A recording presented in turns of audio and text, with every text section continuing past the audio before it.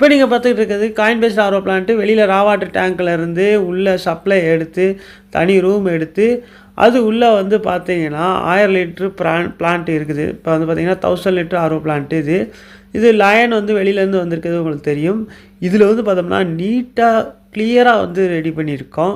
இப்போ வந்து பார்த்தோம்னா என்னென்னா உங்களுக்கு பைப்பு லைன் வந்து பார்த்தீங்கன்னா எதுவுமே இடைஞ்சல் இல்லாமல் தெளிவாக தனித்தனியாக தெரியும்.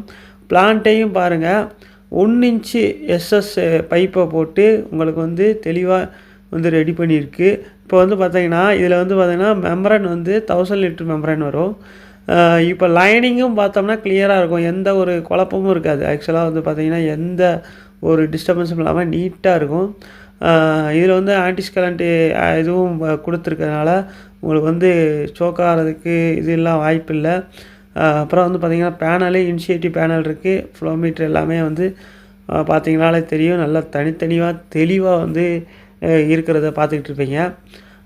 இதில் வந்து பார்த்தோம்னா 2 வெசலோடு தான் போட்டிருக்கோம். சில பேர் வந்து 1000 லிட்டருக்கு ஒரு வெசலை வச்சே ரெடி பண்ணுவாங்க. அப்படி பண்ணக்கூடாது. 2 வெசல் வந்து கொடுத்துருக்கு. பின்னாடி வந்து பார்த்திங்கன்னா அதிலேருந்து யூவி பார்ப்பீங்க.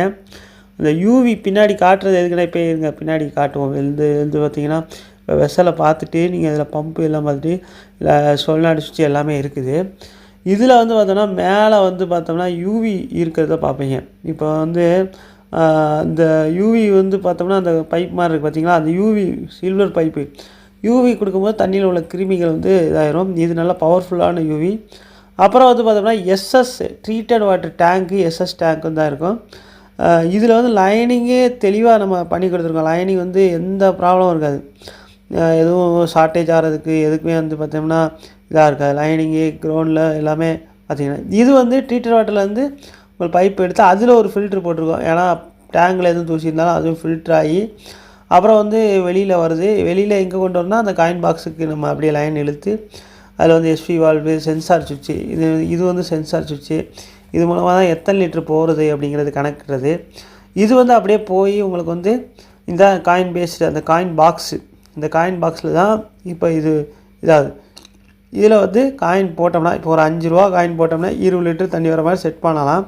இதிலே பார்த்திங்கன்னா நம்மக்கிட்ட என்ன இருக்குது அப்படின்னா காயினு கியூஆர் கோடு அப்புறம் வந்து பார்த்திங்கன்னா கார்டு எல்லாத்தோடு இருக்குது.